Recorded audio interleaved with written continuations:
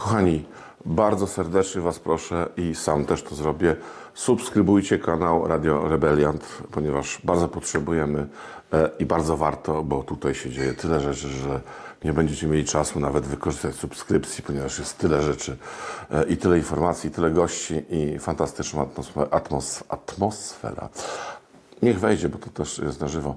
W związku z tym zapraszam, subskrybujemy kanał Radio Rebeliant i korzystamy z wiedzy. Czołem Rebelio, ja się nazywam Joanna Prokop, a dzisiaj ze mną z gorącym komentarzem pan redaktor Roman Imielski, Gazeta Wyborcza. Dzień dobry panie redaktorze. Dzień dobry pani, dzień dobry państwu. Panie redaktorze, zacznę od cytatu z mojego ulubionego dokumentu. Otóż to z raportu z grudnia 2024 roku na temat Karola Nawrockiego, raportu przedstawionego prezesowi Jarosławowi Kaczyńskiemu o zagrożeniach, jakie się mogą pojawić przy kandydaturze pana Nawrockiego, jego powiązaniach. I cytat jest następujący. Jeżeli gość hotelowy potrzebował kobiety, starczyło dać znać Nawrockiemu, mówi dawny kolega prezesa IPN, Gazeta Wyborcza 1 października bieżącego roku, czyli 2024 roku. Panie redaktorze, dla Państwa rewelacje Onetu nie są takimi rewelacjami, ponieważ Państwo już mieliście, pytanie jest, czy tego samego informatora i Państwo już o tym informowaliście ponad pół roku temu. Oczywiście nie mogę powiedzieć, kto był naszym informatorem. Nie wiem też, kim byli informatorzy Onetu. Faktem jest, że my pierwsi napisaliśmy o tym. To była taka duża sylwetka Karola Nawrockiego, w którym jednym z elementów był właśnie ten jego nieciekawy epizod pracy jako ochroniarz w sopockim hotelu Grand Hotel.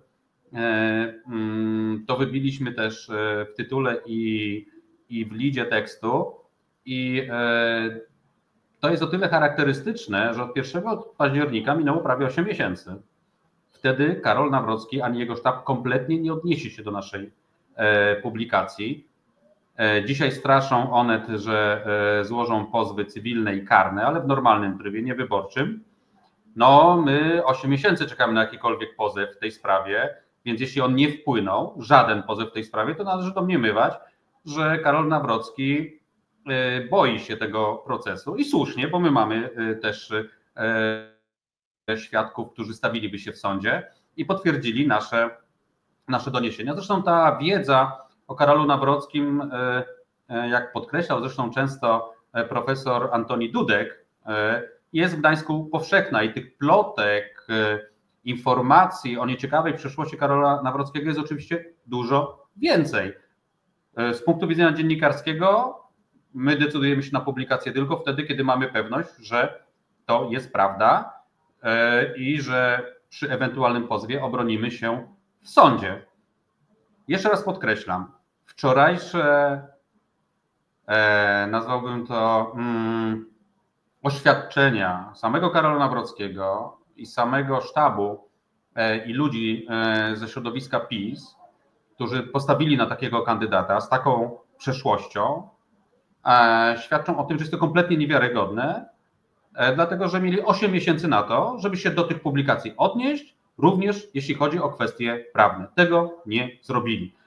Ja zawsze podaję tutaj ulubiony mój przypadek, to jest rok 2019, kiedy również Jacek Harłukowicz, współautor tego tekstu w Onecie wczoraj, wtedy dziennikarz Gazety Wyborczej, ja z Jackiem nad tym tekstem pracowałem jako redaktor, opublikowaliśmy artykuł o tym, jak Mateusz Morawiecki wraz z żoną przejęli po zaniżonej kilkakrotnie cenie 15 hektarów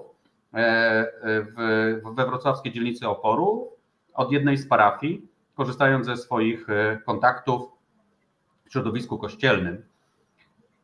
Wtedy Mateusz Morawiecki wraz z żoną publicznie oskarżyli nas, mnie, przede wszystkim Jacka Harłukowicza i Gazetę Wyborczą o pisanie kłamstw, zapowiedzieli publicznie pozwanie natychmiast nas w tej sprawie. Proszę Państwa, minęło prawie 6 lat, oczywiście żaden pozew nie wpłynął. Także proszę te wszystkie oświadczenia ze strony polityków właśnie brać w w kontekście tej historii z Mateuszem Morawieckim i w kontekście tego, że po raz pierwszy informacje o tym, że Karol Nawrocki jako ochroniarz w Grand Hotelu Sopockim załatwiał prostytutki dla gości hotelu, ukazały się 1 października 2024 roku i do dzisiaj żaden pozew nie wpłynął. Tak, panie redaktorze, pan redaktor Andrzej Stankiewicz i pan redaktor Jacek Harłkowicz już od wczoraj powtarzają, że informatorzy nie są współświadka, to znaczy nie są to osoby, które są związane z nie wiem, jak to nazwać, no współświadkiem, tak, gdańskim, tylko są to osoby, no bo tak naprawdę praca ochroniarza w hotelu nie jest niczym złym, tak? Ludzie na studiach, nawet po studiach albo nie studiując. Nie, żadna praca nie jest niczym złym, tylko. Dokładnie. Natomiast już sutenerstwo, tak, jest w naszym kraju zabronione. Czerpanie korzyści z wykorzystywania innego człowieka jest zabronione, z wykorzystywania kobiety też jest zabronione. I do czego zmierzam, panie redaktorze? Do tego, że sztab PiS-u, sztab pana Nawrockiego mówi, że to się nie nadaje na tryb wyborczy, co jest bzdurą, prawda? Że te doniesienia... Tryb wyborczy jest pewien problem. Rzeczywiście my stoimy na stanowisku jako Gazeta Wyborcza, że tryb wyborczy nie obejmuje mediów, dziennikarzy, dlatego że my nie uczestniczymy w procesie agitacji, ale jesteśmy notorycznie i tak pozywani w trybie wyborczym, więc to tylko od sztabu zależy, czy na to by się zdecydował. Najczęściej sądy właśnie odrzucają te pozwy ze względu właśnie na te formalne sprawy, mówiąc, że no, media nie są częścią kampanii, nie uczestniczyły w kampanii, ale też zdarzały się wyroki, które nakazywały mediom sprostowanie informacji albo zamieszczenie przeprosin, więc nie jest tak, że tego trybu nie można użyć. Jeśli pan Nawrocki byłby pewny swoich to proszę bardzo, zawsze może spróbować. Ja mogę to powiedzieć uczciwie, byłem bardzo zaskoczony, że sztab Nawrockiego, sam Karol Nawrocki nie pozwał nie tylko Gazety Wyborczej, ale również inne media za szereg tekstów o jego przeszłości, bardzo niewygodnych. I nie mówię tutaj, czy on by wygrał, czy nie, ale z punktu widzenia sztabu, czy samego Karola Nawrockiego, przecież zawsze mógłby szermować hasłem: zobaczcie, ja pozwałem tych kłamców, prawda? Sąd rozstrzygnie na pewno na moją korzyść. To oczywiście by się wydarzyło za wiele lat, ale miałby argument w ręku, który mógłby przynajmniej jakoś odeprzeć to, że dziennikarze, jego zdaniem, piszą nieprawdę. My wiemy, że piszemy prawdę, bo proszę zwrócić uwagę, pani mówi o sutenerstwie, to jest naprawdę przestępstwo, to jest bardzo grube przestępstwo. Ale przecież również przestępstwem jest uczestnictwo w kibolskich ustawkach, do których Karol Nawrocki, można powiedzieć, nie tylko się przyznał, ale się chlubi tym, że w nich uczestniczył. Przecież to też jest przestępstwo. Mamy takiego kandydata. I jeszcze jedną rzecz chciałbym tutaj powiedzieć. Jacek Harłkowicz i Andrzej Stankiewicz są świetnymi dziennikarzami. Tekst Onetu jest o tyle ważny, że uszczegóławia to, co my napisaliśmy 1 października. Na potwierdzenie tych opisanych wydarzeń z życiorysu Karola Nawrockiego, Onet ma 2 świadków, którzy podpisali pisemne zobowiązanie do stawienia się w sądzie, jeśli zostaliby pozwani. Więc ta publikacja ma też ogromną wagę przez właśnie to, co mówię. Więc wszystkie te zarzuty o to, że to jest jakaś gra niemieckiego koncernu i tak dalej, są po prostu próbą zastraszenia dziennikarzy i tak naprawdę próbą cenzury. PiS jest tym doskonały. Podczas swoich rządów 8-letnich próbował nas uciszyć, zamknąć nam usta, zalewając nas pozwami różnego rodzaju. Tu Gazeta Wyborcza była w absolutnym topie, prawie 140 pozwów ze strony instytucji publicznych i ludzi związanych z PiS-em, polityków, ale też, nie wiem, prezesów koncernów państwowych i tak dalej. To się nie udało. Proszę państwa, to jest próba cenzury, jeśli chodzi o informacje wrażliwą bardzo, dotyczącą osoby, która kandyduje na najważniejszy urząd, na jeden z najważniejszych urzędów w państwie. Ta przeszłość Karola Nawrockiego jest przerażająca, po prostu. Ja żyję już bardzo długo, pamiętam komunę, w której spędziłem 17 lat, pamiętam różnych kandydatów, łącznie z panem Tymińskim w roku 1990, ale nigdy sobie nie wyobrażałem takiej sytuacji, że jakakolwiek poważna siła polityczna w Polsce, jakakolwiek poważna, nie mówię o partii, która jest jedną z największych partii w Polsce, może zdecydować się wystawić kandydata z taką przeszłością. Naprawdę, no to jest coś niebywałego.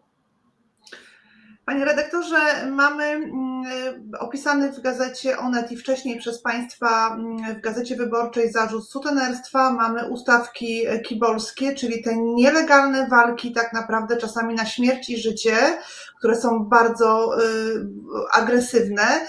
Mamy też uzależnienie od nie wiemy czego. No nie właśnie, wiemy. tak, właśnie nie wiemy czego, tak?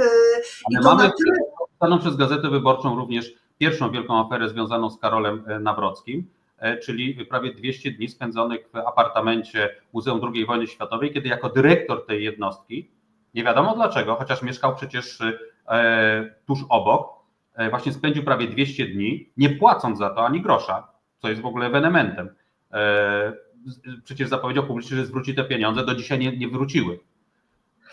No właśnie, panie redaktorze, przecież pan Karol Nawrocki przyznał się do tego wszystkiego. On nie tyle, że nie zaprzeczył, co się przyznał. Powiedział: tak, mieszkałem, zapłacę za to. Teraz jakby w obliczu tych doniesień o sutenerstwie to w ogóle nabiera całkiem innego znaczenia.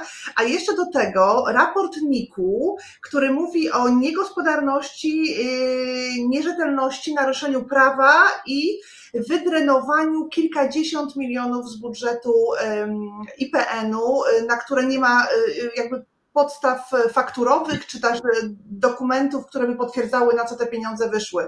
Więc, panie redaktorze, ja właściwie od kilku tygodni my tutaj w Radiu Rebeliant mówimy o rzeczach oczywistych, ale jak się okazuje, trzeba o tym mówić, ponieważ jest grupa wyborców, którzy nie rozumieją, że to są działania bardzo złe. To są, właśnie, panie redaktorze, jak my wyglądamy w świecie? Przecież już zaczęły o nas mówić, o naszym kandydacie w bardzo negatywnym świetle, zachodnie, ale nie tylko, bo nawet chyba Al Jazeera mówiła o tym właśnie tym, nie wiem jak to, czy to poddziąsło, czy to nosa, już nie pamiętam jak to się robi, mówiła właśnie o naszym kandydacie Karolu Nawrockim. To nie jest dobre dla Polski. Nie, gdyby Karol Nawrocki został prezydentem Polski, byłaby to katastrofa, ale nie ze względu na to, co nawet świat o nas mówi. Byłaby to katastrofa dla Polski. Człowiek z kryminalną przeszłością zostałby głową państwa przy pełnej aprobacie największego ugrupowania opozycyjnego w Polsce i osobiście Jarosława Kaczyńskiego. Pełną odpowiedzialność za to, co się dzisiaj dzieje, za to, że taki człowiek jak Karol Nawrocki został poważnym kandydatem na urząd prezydenta, ponosi tylko i wyłącznie Jarosław Kaczyński i jego środowisko polityczne, które zawsze, ja to podkreślam, bo ja śledzę karierę Jarosława Kaczyńskiego i jego dokonania bardzo dokładnie od roku 1990, kiedy Jarosław Kaczyński był jednym z głównych rozgrywających na scenie politycznej jako szef gabinetu politycznego, jako szef kancelarii prezydenta Lecha Wałęsy, z którym dosyć szybko się rozstał. Jarosław Kaczyński zawsze budował swoją karierę polityczną na konflikcie i to bardzo ostrym. A im dalej było od roku 1990 i 1991, kiedy rozstał się z Lechem Wałęsą, tym ten konflikt zaostrzał. A po katastrofie smoleńskiej, w której zginął prezydent Lech Kaczyński, który jestem przekonany, nigdy nie zgodziłby się na takiego kandydata jak Karol Nawrocki, ponieważ był to przyzwoity człowiek. Lech Kaczyński, można było mieć dużo zarzutów do jego działalności jako prezydenta, do jego decyzji niektórych, ale był to bardzo przyzwoity człowiek. I nigdy by się na to nie zgodził. Pełną odpowiedzialność ponosi za to Jarosław Kaczyński, bo bardzo też nie podobają mi się takie określenia niektórych i też publicystów i osób, które zajmują się, powiedzmy, życiem publicznym. O rany, jaka głupia część społeczeństwa, 40% czy 40 kilka procent chce głosować za Karolem Nawrockim. Proszę Państwa, żyjemy w bardzo spolaryzowanym społeczeństwie. To od polityków zależy, kogo będą forsować i kogo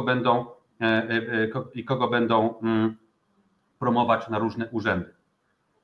Wyborcy często idą, nie patrząc właśnie na takie rzeczy, bo zwracają uwagę na to, co mówią liderzy danego obozu politycznego.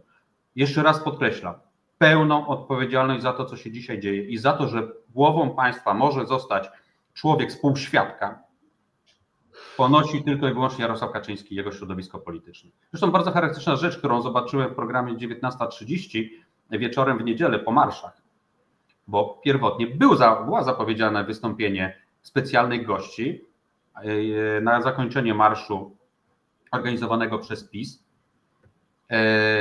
i ludzie z Prawa i Sprawiedliwości mówili, że tam będzie również wystąpienie Jarosława Kaczyńskiego, co byłoby normalne na zakończenie. I Jarosław Kaczyński, tam była taka scena ujęta, odmówił wejścia na scenę, chociaż sztabowcy Karola Nawrockiego prosili go o to, żeby na koniec marszu przemówił. Jarosław Kaczyński odmówił wejścia. To już było właśnie po tym, jak się okazało, że przyjmuje jakąś substancję, o której nie za bardzo wiemy, czym jest, bo sam Nawrocki kłamał i zmieniał tą wersję w każdej swojej sprawie, jak na przykład tej kawalerki przejętej od Jerzego Rzet, wyłudzonej de facto z zasobów komunalnych, bo za 10% wartości ją de facto przejął, bo Jerzy Rzet ją wykupił jako najemca, a później ją przejęli państwo Nawroccy, bo nie tylko Karol, tylko też razem z żoną Martą. Zmieniał wersję, więc nie wiem, czy Jarosław Kaczyński nagle doznał takiej też blokady, powiedział, że no, nie chce być kojarzony z taką osobą, bo zauważmy, nie ma teraz wystąpień Jarosława Kaczyńskiego. I oczywiście środowisko PiS to tłumaczy tak, to jest kandydat obywatelski, nie chcemy go sklejać z partią i tak dalej. No ale co działo się na niedawnych przecież wielkich nie wiem jak to nazwać, kongresach, prawda, PiS-u? Występowali. Nagle się okazało, że przy takim bagażu niektórzy być może mają problem z tym, żeby Karola Nawrockiego w ten sposób wspierać. Panie redaktorze, sam Jarosław Kaczyński powiedział, jestem decyzją Jarosława Kaczyńskiego, Oczywiście. Więc to było oczywiste. Natomiast mi jest przykro, że tak, przez 8 lat PiS robił wszystko, żeby dziennikarstwo niezależne, rzetelne, obiektywne, tak powiem trywialnie, tak błotem oblepiać, bo cały czas Państwo byliście atakowani i to może też do tych wyborców PiS-u jakby oni nie chcą w to uwierzyć, bo na zakończenie... Jeszcze raz podkreślę, przede wszystkim odpowiedzialność ponoszą politycy, tak. Populiści jeśli popatrzymy na to, co robią populiści w różnych krajach, co robi na przykład dzisiaj administracja Donalda Trumpa i od dawna co robi obóz Donalda Trumpa, dzisiaj do tego dołączył jeszcze Elon Musk, właściciel platformy X, byłego Twittera. To jest dyskredytowanie tradycyjnych mediów. Dlaczego? Dlaczego też tradycyjne media patrzą ludziom władzy na ręce, to one ujawniają afery, to one sprawdzają fakty, to one walczą z dezinformacją, kłamstwami w internecie. Do tego dochodzi jeszcze oczywiście sprawa platform społecznościowych. Niestety, proszę Państwa, platformy społecznościowe przyczyniają się w dramatyczny sposób do tego, że te wszystkie kłamstwa i ta polaryzacja się nasila. I dzisiaj mamy rozmowę o tym, jak okiełznać te platformy społecznościowe, mówi się o wprowadzaniu cenzury i tak dalej. Tu nie chodzi o cenzurę. Tu chodzi o to, żeby nasze społeczeństwo było mniej spolaryzowane, bezpieczniejsze i dostawało rzetelną informację. Tego nie dostarczają platformy społecznościowe. A populiści zawsze będą podważać tradycyjne media. No, wiemy, co zrobiły z mediami publicznymi rządy PiS. Też nie wszystko mi się podoba, co dzieje się dzisiaj w TVP, żeby była jasność. Nie podoba mi się też wiele rzeczy, ale to jest diametralna zmiana. Diametralna zmiana. I proszę Państwa, ci, którzy chcą ukryć swoje skandale, afery, swoją przeszłość, będą atakować dziennikarzy, bo to my wyciągamy te brudy na powierzchnię. I bardzo przykre jest na zakończenie, bardzo przykre jest, panie redaktorze, że nie było w tym wszystkim służb, że służby jakby trochę zaspały. Nie trochę zaspały. Dla mnie jest to niebywały skandal. Polskie Właśnie. służby prawdopodobnie w ogóle nie sprawdzają takich zarządów PiS-u, kiedy Karol Nawrocki, te bajdurzenia, że w 2009 roku był sprawdzany, bo w 2014, to jest bzdura. Tak naprawdę był sprawdzany, kiedy zostawał szefem IPN-u, bo wtedy dostaje dostęp do bardzo wrażliwych informacji. Robiły to służby pisowskie.